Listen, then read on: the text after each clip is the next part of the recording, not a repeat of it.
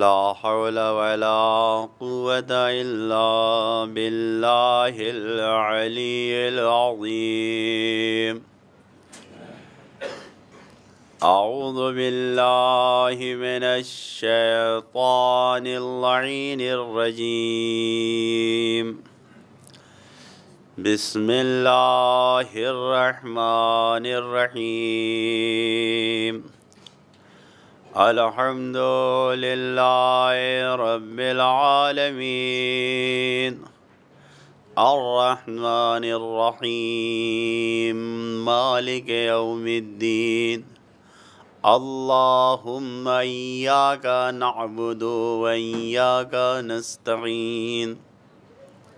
والصلاة والسلام والتحية والإكرام على أشرف الأنبياء والمرسلين مولانا ومولى الثقلين جد الحسن والحسين أبي القاسم محمد.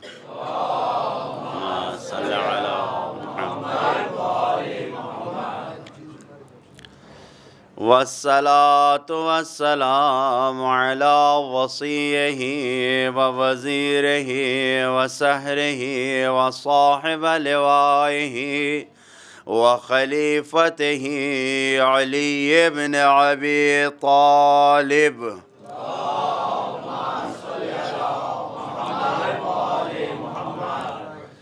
والصلاة والسلام على أئمة المعصومين سيما بقية الله في الأرضين. بسم الله الرحمن الرحيم.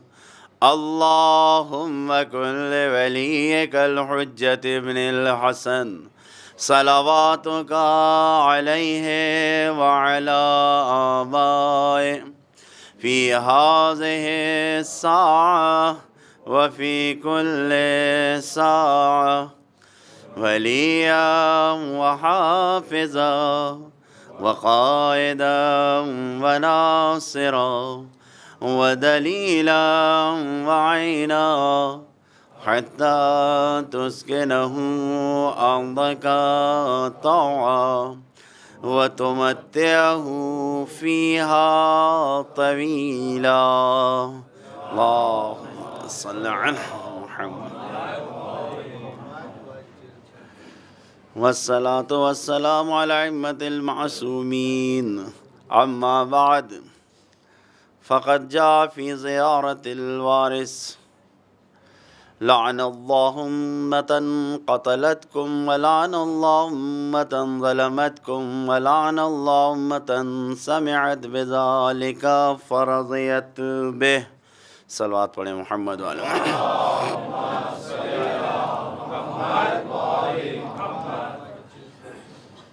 عزیزان گرامی، بزرگان محترم، زیارت وارثہ کا ایک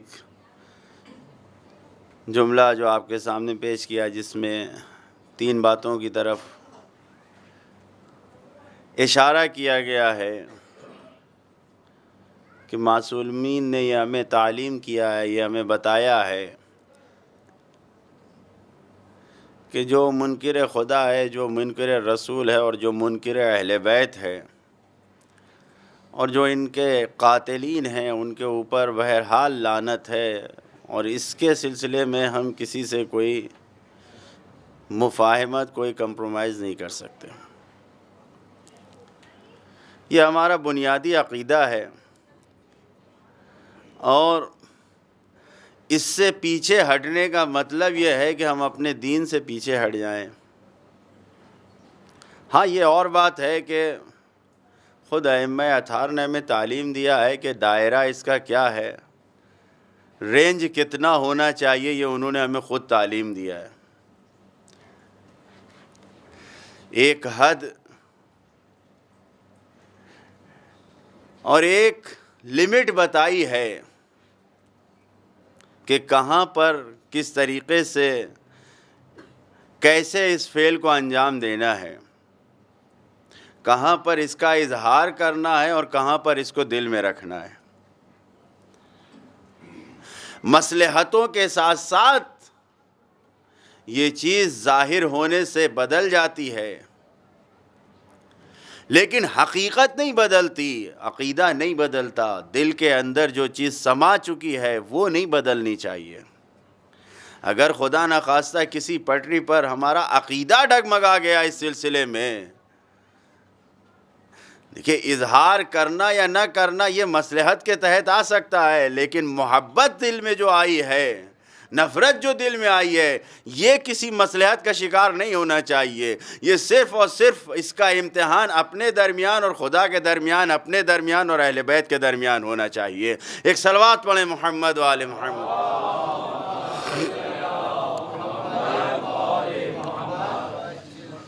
تو عزیزان گرامی، سوال یہ ہے کہ ہم کس حد تک کتنے لوگوں کو اس میں شامل کر سکتے ہیں۔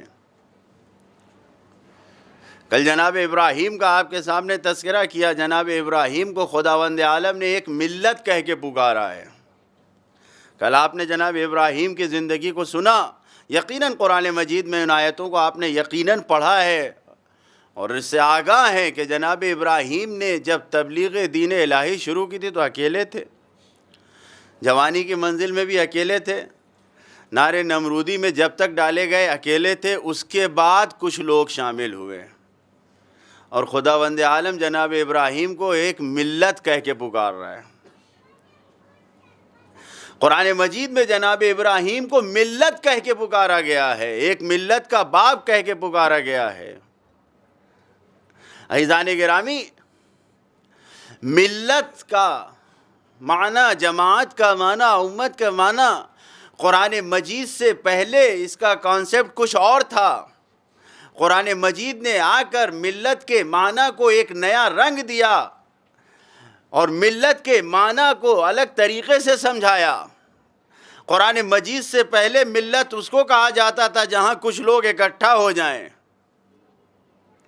جہاں کچھ لوگ اکٹھا ہو جائیں اس کو کہا جاتا تھا۔ یعنی قرآن مجید کے آنے سے پہلے لوگوں کے یعنی انسانوں کے ذہن میں جو اس لفظ کا کانسیپٹ اور مفہوم تھا وہ یہی تھا کہ جہاں کچھ لوگ اکٹھا ہو جائیں، یعنی کوانٹیٹی تھی، کتنے لوگ ہو جائیں، جہاں ذرا زیادہ ہو گئے وہاں پر یہ لفظ بولا جانے لگتا تھا۔ لیکن قرآن مجید نے آ کے اس نظریے کو بدل دیا، ایک نیا ویو دیا، ایک نیا نظریہ پیش کر دیا۔ وہ کیا دیا؟ کہا دیکھو، جب تم دیکھ رہے ہو تو اس لفظ کی کیٹیگری ایسی نہیں ہے کہ تم اس کو مقولہ کمیت میں لے جاؤ کہ کوانٹیٹی میں دیکھو، نہیں، بلکہ یہ ایک ایسا لفظ ہے کہ جس کو تمہیں اس کو لانا پڑے گا، کہاں پر؟ کوالٹی میں دیکھنا پڑے گا کہ اس کی کیفیت کیا ہے۔ کمیت میں نہیں، کیفیت میں دیکھنا ہوگا۔ کوانٹیٹی نہیں یہاں پر دیکھی جائے گی کہ کتنے لوگ آ گئے، کوالٹی دیکھی جائے گی کہ کتنے لوگ ایک راستے پر آ گئے۔ جناب ابراہیم کو خداوند عالم ملت کہہ کے پکار رہا ہے، جبکہ جناب ابراہیم اپنے آپ میں اکیلے تھے، دین الہی کو پھیلانے والے، خدا کے دین کی تبلیغ کرنے والے جناب ابراہیم اکیلے، لیکن قرآن مجید ملت کہہ کے پکار رہا ہے۔ تو عزیزان گرامی، قرآن مجید نے سوچنے کے انداز کو بدل دیا۔ قرآن مجید نے ایک نیا لفظ، ایک نیا معنی اس کو عطا کیا کہ ملت سے مراد یہ نہیں ہے کہ کچھ لوگ اکٹھا ہو جائیں، بلکہ ملت سے مراد یہ ہے کہ کچھ لوگ ایک راستے پر آ جائیں، ان کے سوچنے کا انداز ایک ہو جائے، ان کے چلنے کا انداز ایک ہو جائے، وہ جس کی پیروی کر رہے ہوں وہ ایک طرف لے جایا جا رہا ہو۔ مثلا ابھی یہاں پر سب اکٹھا ہیں تو یہ فرش حسینی پہ جتنے آئے ہیں یہ حسین کا غم منانے کے لیے آئے ہیں، یہ مکتب حسین سے کچھ حاصل کرنے کے لیے آئے ہیں۔ اس وقت جو یہاں پر بیٹھے ہوئے ہیں ان کو ایک ملت کہا جا سکتا ہے کہ یہ سب ملت حسینی ہیں، لیکن ابھی ہم یہاں سے نکل کے باہر چلے گئے، اب جب یہی مجمع بس اسٹاپ پہ پہنچ گیا، یہی مجمع ریلوے اسٹیشن پہ پہنچ گیا تو وہاں پر اس سے زیادہ مجمع ہو جائے گا، لوگ اکٹھا رہیں گے، ایک ہی ٹرین پہ چڑھنے والے ہوں گے، لیکن ان کو قرآن ملت ملت نہیں کہہ رہا ہے، ان کو نہیں کہہ رہا ہے. کیوں؟ اس لیے کہ ہر ایک اپنے الگ الگ راستے پہ چلنے والا ہے،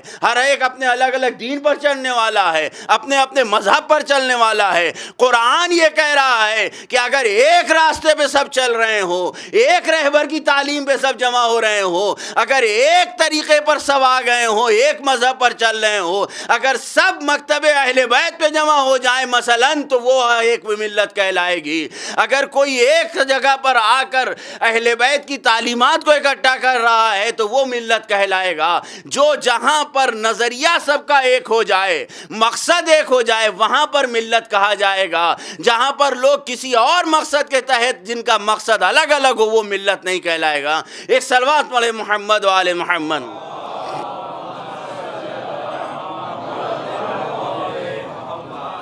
قرآن مجید نے جناب ابراہیم کے لیے یہ کہا ہے کہ جناب ابراہیم ایک ملت تھے. آپ دیکھیں سورہ نساء کی 125ویں آیت میں ارشاد ہو رہا ہے وَمَنْ أَحْسَنُ دِينًا مِمَّنْ أَسْلَمَ وَجْهُهُ لِلَّهِ وَهُوَ مُحْسِنٌ وَاتَّبَعَ مِلَّةَ إِبْرَاهِيمَ حَنِيفًا. کہ وہ دین کے اعتبار سے سب سے بہتر اچھا دین کون سا ہے؟ وہ ہے کہ جو اسلام لے آیا، اللہ کے خاطر اسلام لے آیا، اور وہ محسن ہے، اور اس نے پیروی کیا کس کی؟ ملت ابراہیم کی. حنیف، جو خود پیروی کرنے والے تھے. جناب ابراہیم کو قرآن مجید ملت کہہ کے پکار رہا ہے، جبکہ آپ دیکھ رہے ہیں کہ جناب ابراہیم اکیلے سب کو خدا کی طرف بلا رہے تھے، لیکن معلوم ہوا کہ ایک ملت میں شامل ہے جناب ابراہیم. کیوں؟ اس لیے کہ جو بھی خدا کی پیروی کرتے ہوئے جناب ابراہیم کے ساتھ آ گیا، وہ ملت ابراہیمی میں شامل ہو گیا. اور پھر یہیں پہ نہیں، جناب ابراہیم کو ملت کا باپ کہہ کے خداوند عالم دکارا. 78 نمبر سورہ حج کی 78ویں آیت میں ارشاد ہو رہا ہے ملت ابیکم ابراہیم، یعنی تمہارے باپ، ملت کے باپ کون؟ ابراہیم. وَهُوَ سَمَّاكُمُ الْمُسْلِمِينَ، وہ ہے کہ جس نے تمہیں مسلمان بنایا. تو معلوم یہ ہوا کہ جناب ابراہیم کی تعلیمات ایسی ہیں کہ اگر ان کی تعلیمات پر انسان عمل کرے تو وہ مسلمان بن جاتا ہے. اور یہی نہیں، سورہ مومنین کی 52ویں آیت میں یہ ارشاد ہوا اِنَّ هَٰذِهِ أُمَّتُكُمْ وَاحِدَةٌ وَأَنَا رَبُّكُمْ. یہ امت، یعنی جس تعلیمات پر جناب ابراہیم نے لوگوں کو لگایا تھا، یہ ایک امت ہے. اور پھر خداوند عالم کہہ رہا ہے وَأَنَا رَبُّكُمْ، میں تمہارا پروردگار ہوں. یعنی جو خدا کے راستے پر آ گیا وہ ایک ملت ہے، وہ ایک امت ہے. سورہ انبیاء میں ارشاد ہوتا ہے کہ اِنَّ هَٰذِهِ أُمَّتُكُمْ أُمَّةٌ وَاحِدَةٌ وَأَنَا رَبُّكُمْ فَاعْبُدُونِ. یہ امت ایک امت ہے اور میں تمہارا پروردگار ہوں، پس تم میری عبادت کرو. یعنی خداوند عالم کے راستے پر چلنے والے، چاہے وہ جناب ابراہیم کے زمانے میں رہے ہوں، جس کی طرف خداوند عالم کے راستے پر جناب ابراہیم نے لگایا ہو، یا جناب موسیٰ نے لگایا ہو، یا جناب عیسیٰ نے لگایا ہو، یا جتنے بھی نبی آئے ہیں جس راستے پر لگایا ہو، وہ سب راستہ کدھر جا رہا ہے؟ وہ اگر خدا کی طرف آ رہا ہے، یقیناً وہ جو لگا رہے ہیں وہ تو سیدھے راستے پر لا رہے ہیں، خدا کی طرف لا رہے ہیں. کیوں؟ اس لیے کہ صراط مستقیم وہی راستہ ہے جو نبیوں کا راستہ ہے. اب وہ چلتے چلتے، چاہے ہمارے پیغمبر اسلام نے اس راستے پہ ہمیں لگایا ہو، وہ صراط مستقیم وہی راستہ ہے کہ جس کو امت واحدہ کہہ کے خداوند عالم بلا رہا ہے جس راستے کی طرف. اب وہ اہل بیت نے بھی اسی راستے کو دکھایا ہے. صراط مستقیم اگر کوئی راستہ ہے تو وہ صرف اہل بیت کا راستہ ہے. کیوں؟ اس لیے کہ ارشاد ہوتا ہے انتم الصراط الاقوم، آپ ہی وہ راستہ ہیں جو مستقیم اور سیدھا راستہ ہیں. اہل بیت سے خطاب کیا گیا ہے، یعنی اہل بیت کا راستہ ہی صرف صراط مستقیم ہے، اور صراط مستقیم وہی راستہ ہے جس پر تمام نبیوں نے لوگوں کو لگایا ہے. اور جو اس راستے پر آ گیا، خداوند عالم کہہ رہا یہی وہ امت واحدہ ہے جو خدا واحدہ کی پیروی کر رہی ہے. تو جب تم سب امت واحدہ میں آ گئے ہو تو میری عبادت کرو، میں تمہارا پروردگار ہوں. ایک صلوات پڑھے محمد والے محمد. تو آپ نے دیکھا کہ قرآن مجید نہ قبیلے کو بنیاد بنا رہا ہے، نہ ذات کو بنیاد بنا رہا ہے، نہ قوم کو بنیاد بنا رہا ہے، نہ ملک کو بنیاد بنا رہا ہے. نہیں، وہ تو قرآن نے اعلان کر دیا ہے کہ ہم نے تمہیں الگ الگ شعبوں میں اور قوموں میں بانٹ دیا تاکہ تم پہچانے جاؤ. زبانیں الگ ہو گئیں، چہرے الگ ہو گئے، ملک الگ ہو گیا، یہ سب پہچاننے کے لیے، ورنہ خداوند عالم کی طرف اگر ہے تو یہ سب امت واحدہ ہیں۔ جو اللہ کے راستے پر قدم رکھ دے، جو وحدانیت کا کلمہ پڑھ لے، جو وحدانیت کا کلمہ پڑھ لے، جو توحید کا کلمہ پڑھ لے، وہ سب کے سب ایک امت ہے، جس کے باپ جناب ابراہیم ہے، اور جس کو سیدھے سیدھے راستے پر چل کر خدا کی بارگاہ میں پہنچنا ہے، وہ سنت ابراہیمی پر عمل کرتے ہوئے اہل بیت کی تعلیمات پر لگ جائے، کامیابی اس کا قدم چومے گی۔ ایک صلوات پڑھیں محمد والے۔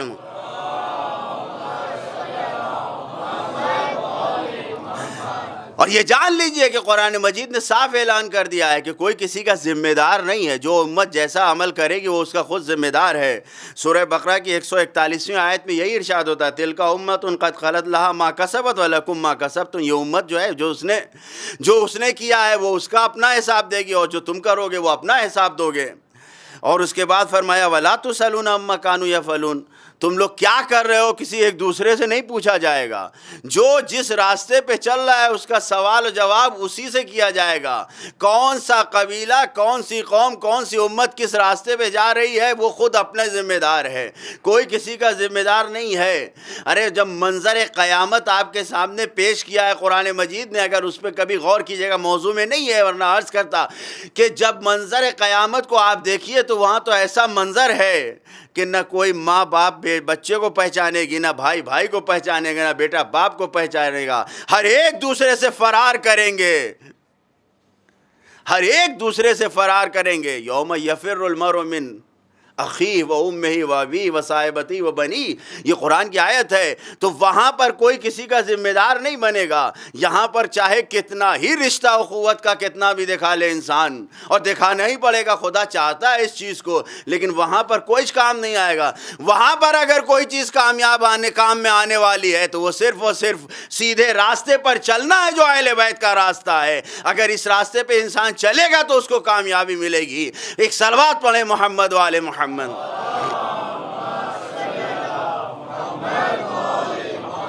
عزیزان گرامی، آپ نے دیکھا کہ یہ عمومیت کس طریقے سے پائی جا رہی ہے، کہ اس طریقے سے کہ اس میں امت، جماعت، گروہ، اگر راستہ ایک ہے تو سب ایک ہیں۔ تو اب یہ دیکھنا ہوگا کہ یہ جو بحث ہم نے آپ کے سامنے شروع کی ہے کہ یہ عمومیت یا عام ہونا، یہ جنرلائزیشن، ابھی تک جو یہ مفہوم آپ کے سامنے پیش کیا گیا تھا، عمل میں، مصداق میں بھی کچھ ہے یا نہیں؟ تو پہلے دن آپ کے سامنے جو آیت پیش کی تھی، وہاں پر خداوند عالم نے دلیل کو جو پیش کیا تھا کہ سب ایک جرم میں شریک تھے، اس لیے خداوند عالم نے وہاں پر سب کو ایک جرم میں شریک جانا تھا۔ راضی ہونا، وہاں پر جو خداوند عالم نے جو آپ کے سامنے سورہ آل عمران کی 181، 82، 83 آیت پیش کی تھی، اس میں یہی تھا کہ نبیوں کو قتل کرنے کے جرم میں شریک تھے، جبکہ نبی کو کسی نے نہیں قتل کیا تھا۔ نبی کو قتل 500 سال پہلے کیا تھا، لیکن شریک تھے کیوں؟ اس لیے کہ راضی تھے۔ تو معلوم ہوا کہ دلیل اور حجت میں، آرگیومنٹ میں شامل ہیں یہ سب کے سب۔ اسی کو مکمل کرتے ہوئے سورہ بقرہ کی 91 نمبر آیت میں، 91 نمبر آیت میں ہے کہ وَإِذَا قِيلَ لَهُمْ آمِنُوا، جب ان سے کہا گیا یہودیوں سے کہ تم ایمان لے آؤ، تو انہوں نے کہا کہ ایمان لے آؤ بما انزل اللہ، اس چیز پر جو خداوند عالم نے نازل کیا ہے۔ تو قالوا نؤمن بما انزل علینا، ہم اس پر تو ایمان لے آئیں گے جو ہم پر نازل کیا گیا ہے، لیکن اس کے بعد یکفرون بما وراءہ، جو ان سے پہلے آتا تھا اس کا سب کا انکار کر رہے تھے، کفر اختیار کیا تھا۔ وَهُوَ الْحَقُّ مُصَدِّقًا لِمَا مَعَهُمْ، درحالے کہ وہ حق تھا، سب کچھ سچ تھا، اور اس کی تصدیق کرنے والے تھے وہ سب، لیکن انکار کر رہے ہیں۔ وہاں پر پیغمبر کے سامنے کہہ رہے ہیں کہ جو ہم پر نازل ہوا ہے بس ہم اسی پر ایمان لے آئیں گے۔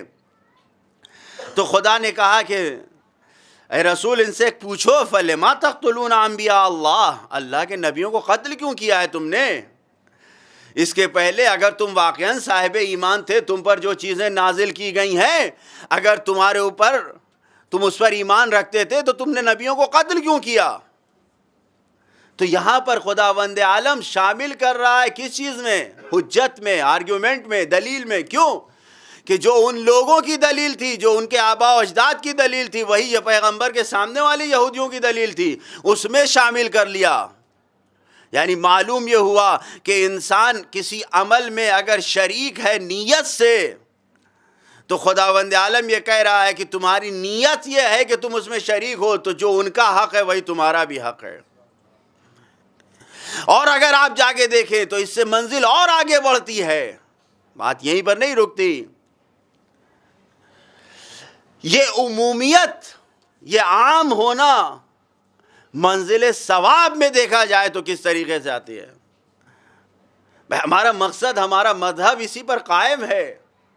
ہم بہت سی باتوں کو صرف ثواب کی غرض سے انجام دیتے ہیں۔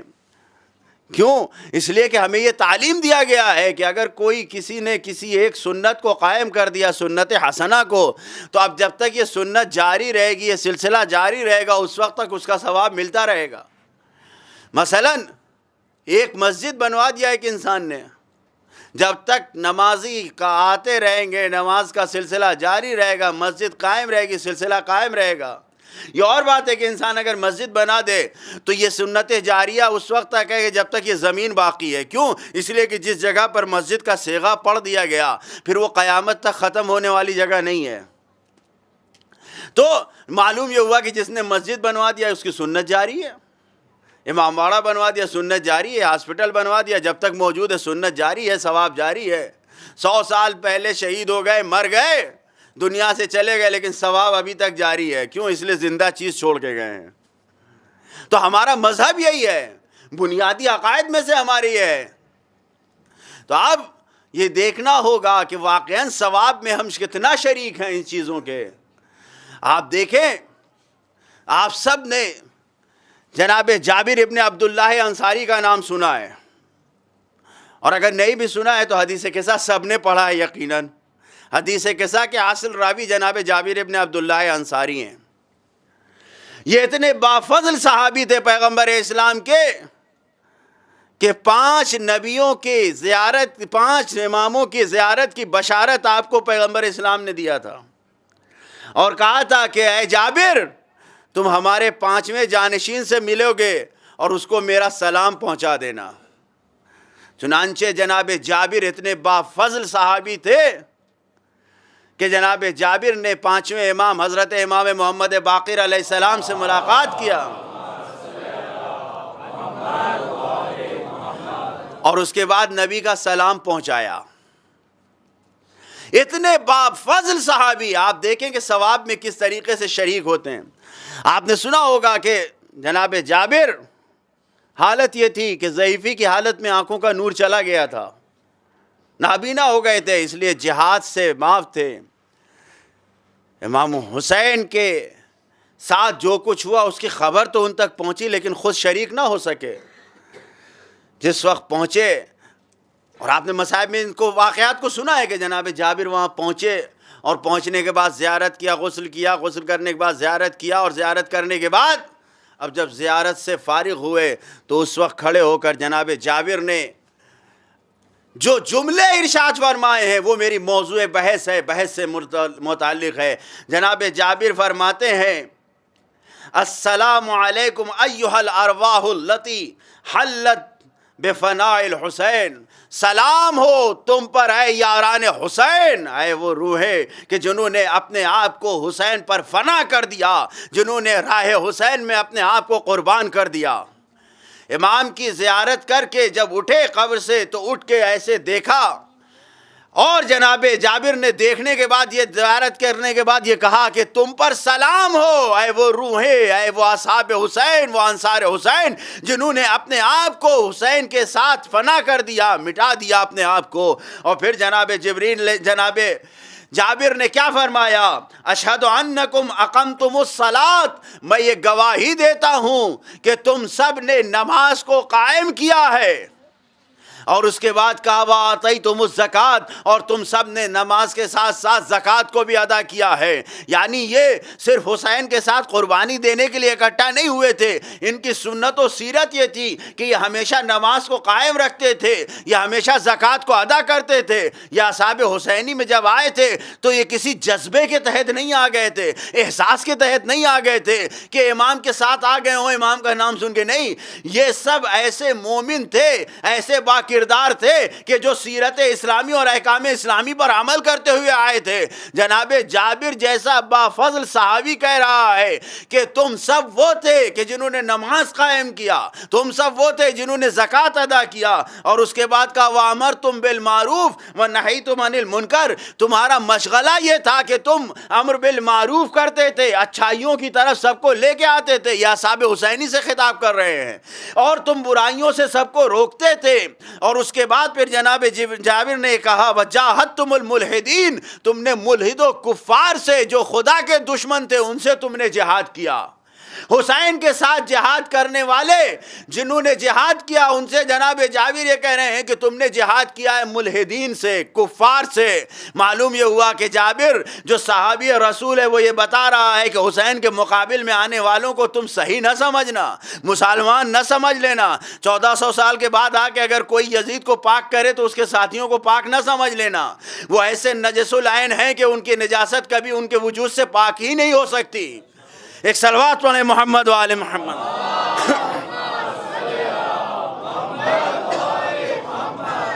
اور اس کے بعد پھر کہا وَعَبَدْتُمُ اللَّهَ حَتَّى أَتَاكُمُ الْيَقِينَ، تم نے ایسی عبادت خداوندی انجام دیا کہ تمہیں یقین حاصل ہو گیا۔ یا اصحاب حسینی کی فضیلت کو سنیے، اور اس کے بعد عجیب قسم کھائیے جناب جابر نے، والذی بعث محمدًا بالحق نبیا۔ جناب جابر کہتے ہیں اس خدائے وحدہ لا شریک کی قسم کھا کے کہتا ہوں کہ جس نے محمد کو برحق نبی بنا کر بھیجا ہے، اس کی قسم کھانے کے بعد جناب جابر نے جو جملہ فرمایا لقد شارکناکم فیما، ہم نے شرکت کیا اس چیز کے ساتھ فیما دخلتم فی، کہ جس میں تم داخل تھے، جو کچھ تم نے انجام دیا ہم اس میں شریک تھے۔ اور اس کے بعد یہ کہنے کے بعد جیسے ہی کہا، ابھی تک تو فضیلت اصحاب حسین بیان کر رہے تھے، اور اس کے بعد کہتے ہیں کہ جناب جابر کہ جو کچھ تم نے انجام دیا، جس طریقے سے تم جنگ لڑے، جس طریقے سے اپنے آپ کو حسین پر قربان کیا، بھوکے رہے، پیاسے رہے، قتل ہو گئے، تمہارے جنازے الگ الگ ہو گئے، فضاؤں میں منتشر ہو گئے، سب کچھ جو کچھ کیا لقد شارکناکم، ہم ان سب میں ہم سب شریک ہیں تمہارے ساتھ۔ جیسے یہ کہا تو جناب جابر کے ساتھ جو ایک صحابی ایک راوی موجود تھے جناب عطیہ اوفی،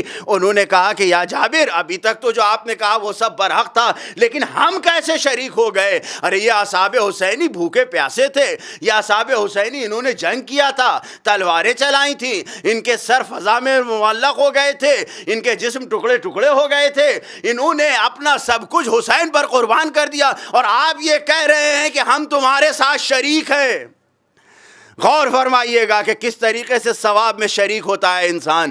تو جناب جابر نے اس کے بعد یہ نہیں کہا کہ ہاں میں کیا کہہ رہا ہوں، جناب جابر نے آواز دیا کہ لقد سمعت حبیب رسول اللہ، میں نے اپنے حبیب رسول خدا سے سنا ہے۔ جناب جابر نے جس حدیث کو بیان فرمایا وہ حدیث سنیے اور کس طریقے سے ثواب میں انسان شریک ہوتا ہے کہ مولا کے اس صحابی نے ارشاد فرمایا کہ پیغمبر نے ارشاد فرمایا ہے، یقول جناب پیغمبر اسلام فرماتے کہ من احب قوما حشر معہم، ہے عطیہ یہ سن لو کہ جو جس قوم سے محبت کرتا ہے وہ اسی کے ساتھ محشور کیا جائے گا، یعنی وہ اسی کے ساتھ اٹھایا جائے گا جس کے ساتھ محبت کرتا ہے۔ یہ پیغمبر اسلام کی حدیث ہے کہ جس کو جناب جابر نقل کر رہے ہیں، وَمَنْ أَحَبَّ عَمَلَ قَوْمٍ أَشْرَكَ فِي عَمَلِهِمْ، جو جس قوم کے عمل کو پسند کرتا ہے، جس قوم کے عمل سے محبت کرتا ہے وہ اس میں شریک ہوگا۔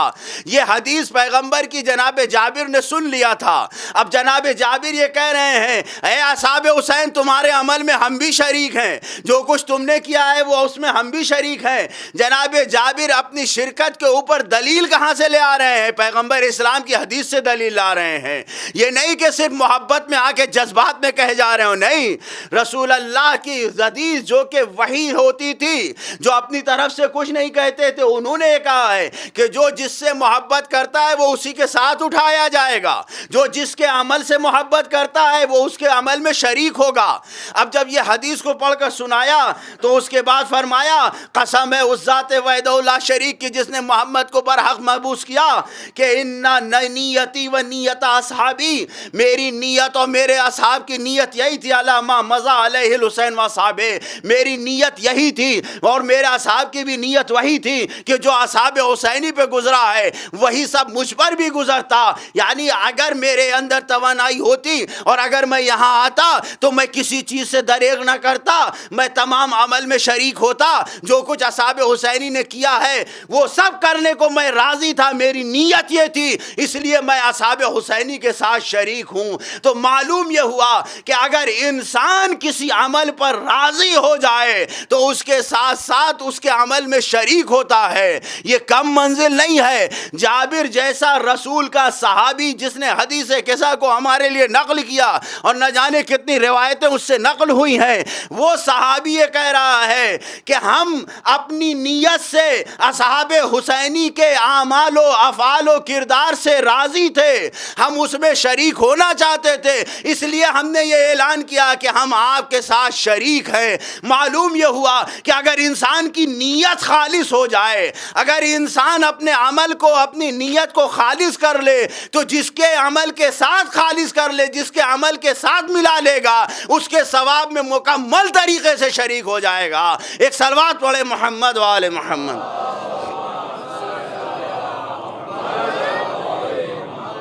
تو یہ جناب جابر کا اخلاق ہے۔ جناب جابر یہ اعلان کر رہے ہیں، یہ بتا رہے ہیں ہمیں کہ اصحاب حسینی کے ثواب میں ہر انسان نہیں شریک ہو سکتا۔ جناب اصحاب حسینی کے افعال میں کوئی جرات بھی نہیں کر سکتا، کوئی کہہ بھی نہیں سکتا۔ اگر معصومین نے ہمیں یہ جرات نہ دیا ہوتا، یہ سلیقہ نہ سکھایا ہوتا زیارتوں میں کہنے کے لیے، تو ہم کہہ بھی نہیں سکتے تھے اس بات کو۔ کس کے اندر ہے؟ کون ہے جو اصحاب حسینی جیسا نفس رکھتا ہو؟ کس کی سانسیں اصحاب حسینی کی جیسی سانسیں ہیں؟ نہیں ہو سکتا۔ لیکن جابر نے یہ پیغام دیا کہ اگر اپنی نیت کو خالص کر لیا، اگر ان کے عمل سے تم راضی ہو گئے اور تم نے یہ ارادہ کر لیا کہ اگر ہم بھی ساتھ میں ہوتے تو یہی سب کچھ کرتے، تو جو کچھ اصحاب حسینی کا درجہ ہے ہم اس میں شریک ہیں۔ یہ جناب جابر نے اعلان کر کے بتلا دیا کہ شیعان حیدر کرار، شیعان مکتب حسینی، فرش حسینی پہ آنے والوں، اگر اپنی نیت کو خالص کر لیا تم نے، اگر تم نے اپنے عمل کو سنوار لیا تو پھر تم اس کی فکر نہ کرنا، جب تم در حسینی پر آ گئے اور تم نے اپنی نیت کو اہل بیت کے راستے پر لگا دیا تو پھر اس کی فکر میں نہ رہنا کہ ہمارا کیا ہوگا۔ نہیں، جو کچھ انجام اہل بیت کا ہوگا، جو کچھ انہیں ملے گا، کیونکہ ہم نے ان کے راستے میں شرکت کر دیا ہے، ہم ان کے راستے پر چل رہے ہیں، تو جو کچھ انہیں ملے گا اس میں ہم بھی شریک ہوں گے۔ ایک صلوات پڑھے محمد و آل محمد۔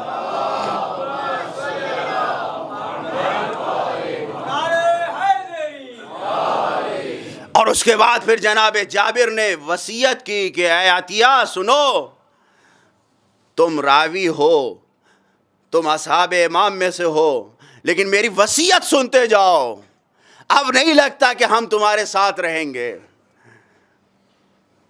اور اس کے بعد جو وصیت کیا ہے جناب جابر نے، مکتب اہل بیت کے پیروکاروں کے لیے عجیب پیغام دیا جناب جابر نے۔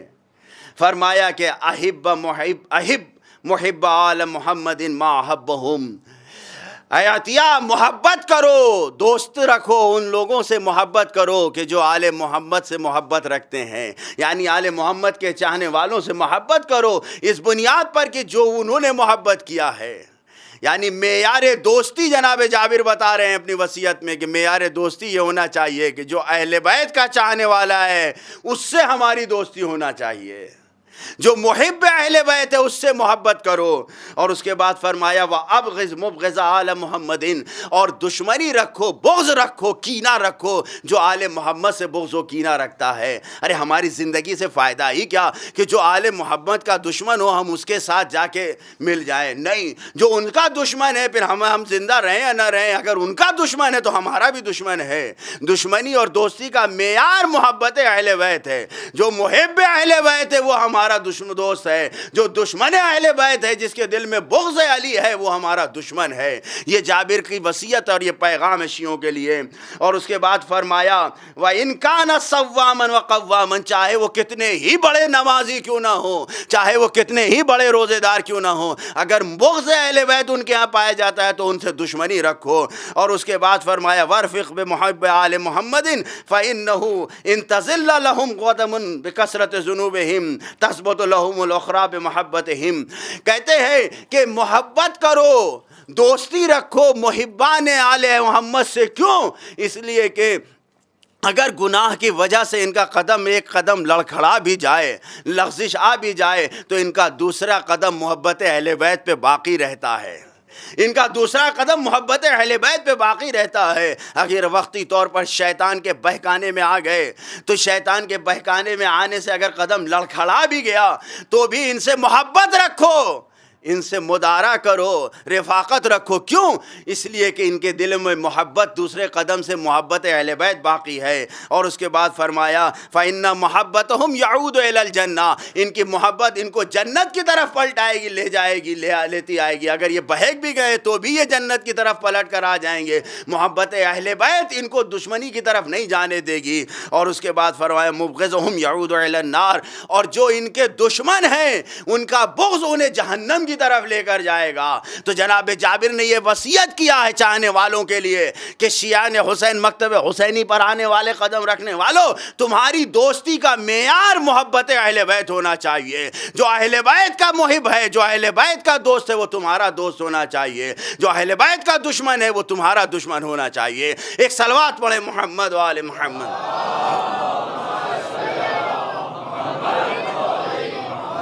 عزیزان گرامی، یہ پیغام جو ملا ہے عجیب پیغام ہے کہ آپ دیکھیں کہ کس طریقے سے انسان ثواب میں شریک ہو رہا ہے. تو یہ عمومیت، یہ عام، ہر کار ثواب میں انسان شریک ہو سکتا ہے، صرف نیت کی بات ہے. لیکن یہ سوچ لینا چاہیے کہ انسان فقط زبان سے یہ نیت نہ لے آئے. آیت اللہ خوئی کے شاگرد جناب شہید محمد باقر الصدر اپنے ایک درس میں، ایک لیکچر میں فرماتے ہیں کہ اگر انسان کو یہ خیال آ جائے کہ ہم بہت بڑے محب اہل بیت ہیں، ہم بہت سچے راستے پہ چل رہے ہیں، تو تنہائی میں بیٹھ کر تصور کر لے اس بات کا. انہوں نے جو مثال بیان کی ہے وہ یہی ہے، ایک امتحان کی مثال ہے. انہوں نے بیان فرمایا کہ تنہائی میں بیٹھ کے انسان اپنا امتحان لے لے، اور طریقہ یہ ہے کہ یہ سوچ لے کہ 8ویں امام کا زمانہ ہے اور ہم کو وہی حکومت ملی ہوئی ہے جو مامون کے پاس تھی. وہ ساری حکومت ہمارے پاس موجود ہے اور امام بھی موجود ہیں. اپنا امتحان لے لے کہ یہ ساری حکومت، تصور شرط ہے، سوچنا پڑے گا مامون کی حکومت کیسی تھی، کس طریقے سے دنیا اس کے سامنے سجدہ ریز تھی، اور یہ حکومت ہمیں مل گئی اور امام سامنے موجود ہے. اگر بغیر کسی چونو چرا کے، بغیر کسی بہانہ کے، بغیر کسی اس کے ہم نے امام کو بلا کے منصب حکومت پہ بیٹھا دیا تو واقعاً ہم امتحان میں کامیاب ہیں کہ محبت اہل بیت سچی ہمارے دل میں. لیکن اگر ہم اس امتحان میں ہم نے اپنے آپ کو محسوس کیا کہ قدم لڑکھڑا رہے ہیں تو کوئی فرق نہیں رہ جائے گا ہمارے درمیان اور مامون کے درمیان. اس طریقے سے انہوں نے طریقہ بیان کیا ہے کہ اپنا امتحان لینا ہو. بہت سخت ہے تصور کرنا، لیکن اگر کبھی وقت مل جائے تنہائی میں بیٹھ کے سوچ لیجئے گا اور دیکھیے گا، اپنا امتحان خود لے لیجئے گا کہ واقعاً محبت اہل بیت پہ ہم ثابت قدم ہیں یا نہیں. لیکن اگر ثابت قدم ہیں تو پھر جو کچھ اہل بیت کو ملنے والا ہے اس میں ہمارا حصہ ہے، بغیر شک کہ ہم اس میں شریک ہیں، اس لیے کہ محبت اہل بیت میں ہم نے قدم رکھ دیا ہے۔ یہی تو وجہ تھی کہ جناب امام رضا علیہ السلام کے ایک صحابی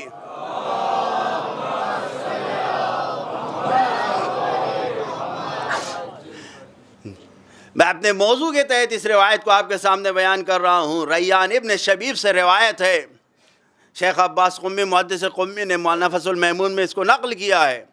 آپ فرماتے ہیں دخلت علی ابی الحسن الرضا فی اول یوم من محرم، میں پہلی محرم کو 8ویں امام کی خدمت میں حاضر ہوا، اور اس کے بعد امام نے فرمایا یا ابن شبیب اصائم انت، کیا تم روزے سے ہو؟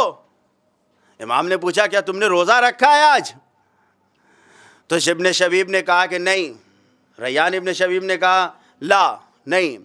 فقال، امام نے کہا ان هذا اليوم هو اليوم الذي دعا فيه زکریا ربہ، یہ وہ دن ہے کہ جس دن آج جناب زکریا نے، پہلی محرم کو امام فرما رہے ہیں کہ آج جناب زکریا نے اپنے پروردگار سے دعا کیا تھا اور پروردگار نے ان کی دعا کو قبول کیا تھا، اور اس کے بعد ملائکہ کو یہ حکم دیا تھا فنادت زکریا، کہ ملائکہ نے زکریا کو بلایا اور ان سے کہا کہ تمہاری دعا قبول ہو گئی۔ قائم وہو قائم یصلی فی المحراب، جناب زکریا محراب عبادت میں تھے، ملائکہ نے آواز دیا ان اللہ یبشرک بیحییٰ، کہ اللہ تعالیٰ تمہیں بشارت دے رہا ہے، خوشخبری دے رہا ہے یحییٰ کی۔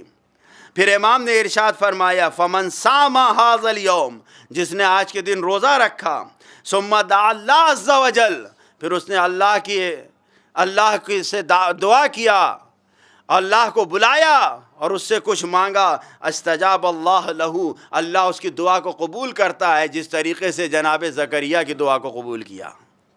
اور اس کے بعد پھر فرمایا ثم قال یا ابن شبیب ان المحرم هو الشهر الذي كان اهل الجاهلیت فيما مضى يحرمون فيه الظلم والقتال لحرمته، محرم وہ مہینہ ہے، محرم کا مہینہ، یہ جس دن تم آج وارد ہوئے ہو اس تاریخ میں، جو پہلی تاریخ ہے محرم کی، اس کو امام نے ارشاد فرمایا کہ محرم کا مہینہ وہ مہینہ ہے کہ جس میں جاہلیت کے زمانے میں، دور جاہلیت میں، یعنی اسلام سے آنے سے پہلے جو زمانہ تھا جاہلیت کا زمانہ، اس زمانے میں، اس دور جاہلیت میں بھی اس زمانے کے لوگ اس کا احترام کرتے تھے، محرم کا احترام کرتے تھے۔ اور کس طریقے سے احترام کرتے تھے کہ اس مہینے میں جنگ نہیں کرتے تھے، لڑائی نہیں کرتے تھے، ظلم نہیں کرتے تھے۔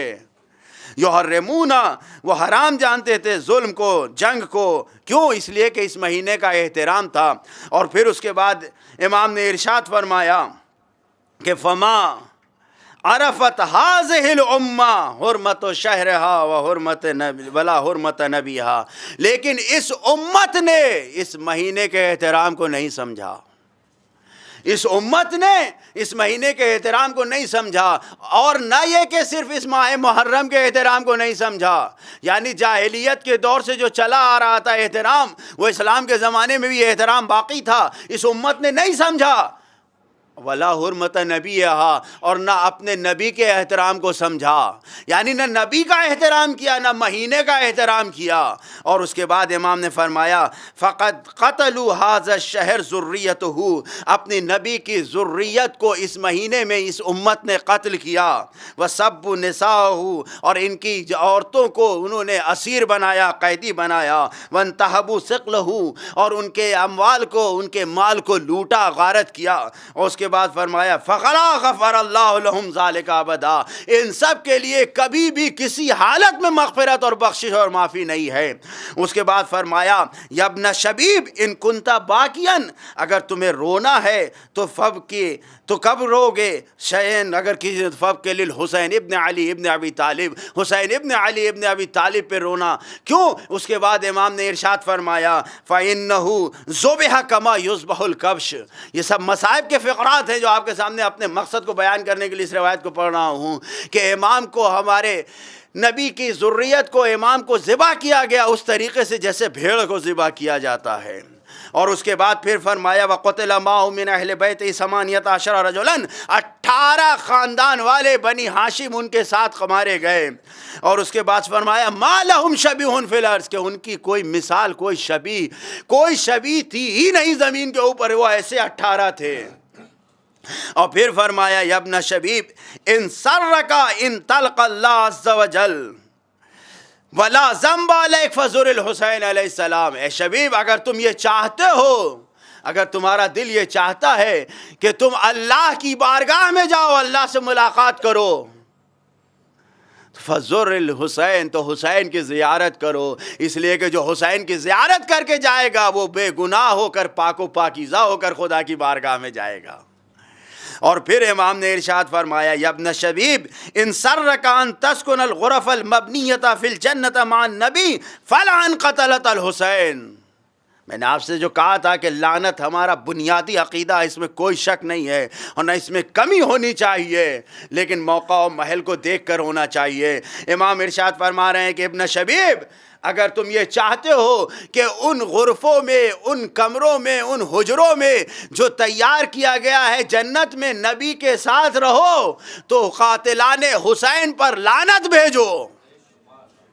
اور اس کے بعد پھر فرمایا یا ابن شبیب ان سرک ان یکون لک من الثواب مثل لمن استشهد مع الحسین، اے ابن شبیب اگر چاہتے ہو کہ جو ثواب ان لوگوں کا تھا جنہوں نے حسین کے ساتھ شہادت کو پیش کیا، آپ غور فرمائیے ثواب کہ کس طریقے سے ثواب میں شریک ہو رہا ہے انسان۔ یہ ہم نہیں کہہ رہے ہیں، یہ 8واں امام ہمارا بیان کر رہا ہے۔ ان کو نہیں معلوم ہو گیا اصحاب حسینی کی قدر و منزلت تو کسے معلوم ہوگی؟ وہ کہہ رہے ہیں اگر اصحاب حسینی کے ساتھ اپنے آپ کو شریک کرنا چاہتے ہو ثواب میں تو یہ سن لو کہ جب بھی تم ان کا تذکرہ کرو، جب بھی تم انہیں یاد کرو تو صرف ایک ہی جملہ کہو کہ یا لیتنی کنت معہم، اے کاش ہم بھی ان کے ساتھ ہوتے، فافوز معہم، تو ہمیں بھی ان کے ساتھ کامیابی مل جاتی، اور ایسی کامیابی فافوز فوزا عظیمہ کہ سب سے بڑی اور عظیم و برتر کامیابی مل جاتی کہ جس کے بعد پھر کوئی کامیابی ہی نہیں ہے جس سے بڑھ کر۔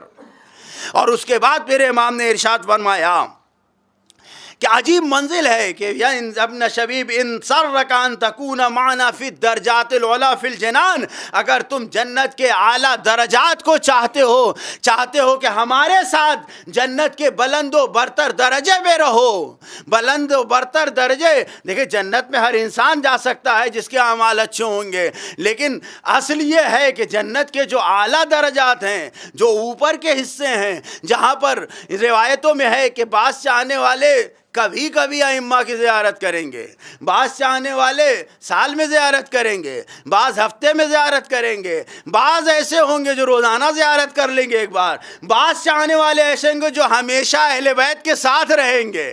تو امام ارشاد فرما رہے ہیں اگر تم چاہتے ہو کہ ہمارے ساتھ جنت کے اعلیٰ درجے میں رہو تو فحزن لحزننا، تو ہمارے غم میں رونا۔ دیکھیے یہ اعتراض جو کہا جاتا ہے کہ روایت صحیح نہیں ہے، یہ ایسا کچھ نہیں ہے، ہمارا مقصد ہمارا دل نہیں ہونا چاہیے، ہمارا مقصد یہ ہونا چاہیے کہ ہمیں کیا بتایا گیا ہے، ہمارا دل چاہے اور ہم کام کریں تو یہ ہمارے اہل بیت کے نزدیک پسندیدہ نہیں ہے، بلکہ جو تمہیں حکم دیا جا رہا ہے اس کے مطابق عمل کرو، یہ پسندیدہ عمل ہے۔ امام فرما رہے ہیں اگر ہمارے ساتھ جنت میں رہیں فحزن لحزننا، تو ہمارے غم کے وقت، ہمارے غم کے حالات میں تم گریا کرو، رو۔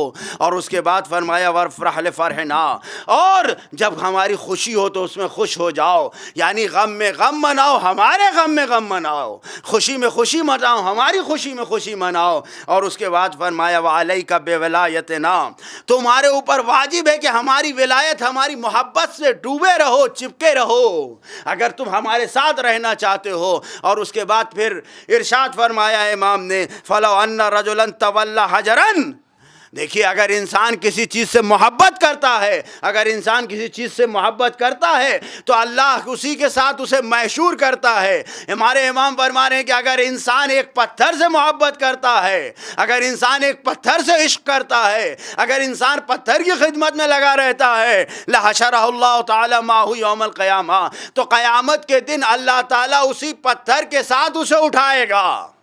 تو یہ معلوم ہوا، یعنی یہاں پر میں اپنی بات کو اس جگہ پر روکتے مکمل کرتے ہوئے یہ آپ کے سامنے عرض کر دوں کہ ہمارے 8ویں امام فرما رہے ہیں کہ اگر تم یہ چاہتے ہو کہ اصحاب حسینی کو جو درجہ شہادت کے ساتھ ساتھ ملا ہے اسے حاصل کرنا چاہتے ہو تو جب ان کا تذکرہ ہو تو یہی ایک بات کہو، یا لیتنا کننا معہم، کہ اے کاش ہم بھی ان کے ساتھ ہوتے تو کامیابی حاصل کرتے۔ اور یہی نہیں، اگر تم ہمارے ساتھ رہنا چاہتے ہو تو ہماری محبت اور ولایت میں ایسا ڈوب جاؤ کہ جب تمہیں محشور کیا جائے تو ہمارے ساتھ محشور کیا جائے۔ یہ جان لو کہ انسان جس چیز سے محبت کرتا ہے اسی کے ساتھ اٹھایا جائے گا۔ اب چاہے دنیاوی چیزوں سے تمہیں محبت ہو جائے تو تم اس کے ساتھ اٹھائے جاؤ گے، اگر ہم اہل بیت سے محبت ہو جائے تو ہمارے ساتھ اٹھائے جاؤ گے۔ ایک صلوات پڑھیں محمد و آل محمد۔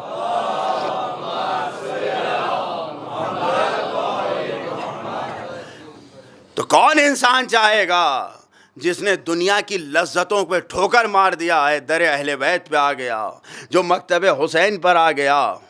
عزیزان گرامی، اگر آپ غور فرمائیے تو یہ آسانی سے ملنے والی دولت نہیں ہے، ہر ایک کو نہیں ملتی۔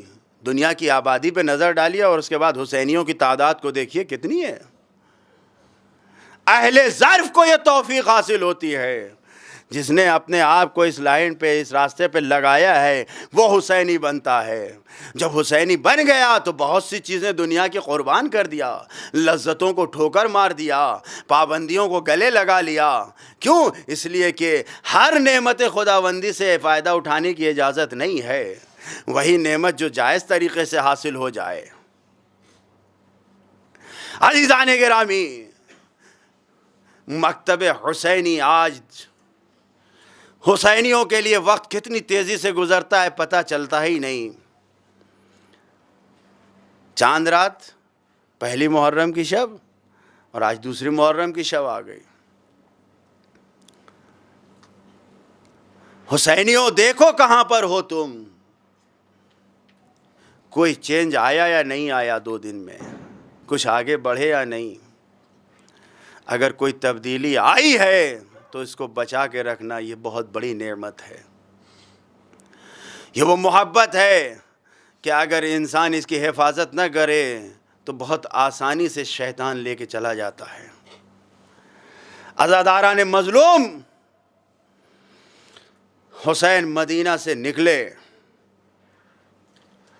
آپ کے سامنے واقعات ہیں کہ کس طریقے سے حسین نے نانا کی قبر کو الوداع کہا، کس طریقے سے اپنی ماں سے رخصت ہوئے، کس طریقے سے بھیا کی قبر سے رخصت ہوئے۔ نہیں معلوم کہ کیا قیامت گزری ہوگی حسین پر، کیسے اپنے چاہنے والوں سے رخصت ہوئے، لیکن حسین 4 شعبان کو مکہ پہنچ چکے ہیں۔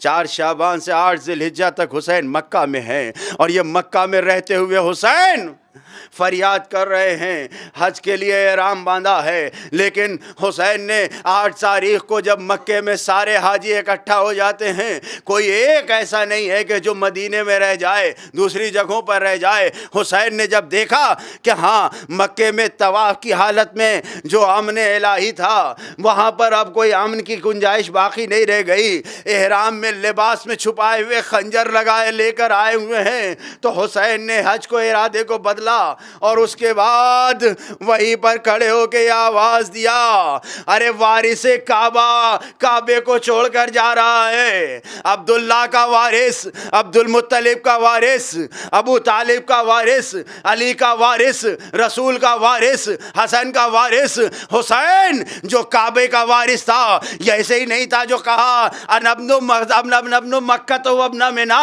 انا ابن زمزم و صفا، ارے میں زمزم کا بیٹا ہوں، میں مکہ کا بیٹا ہوں، میں اس خانہ کعبہ کا بیٹا ہوں، کعبے کا وارث کعبے کو چھوڑ کر جا رہا ہے۔ ارے ایسا دشمنوں نے گھیرا تھا کہ حسین اگر کعبے کو نہ چھوڑ کر نکلتے تو وہ کعبہ خون میں رنگ جاتا۔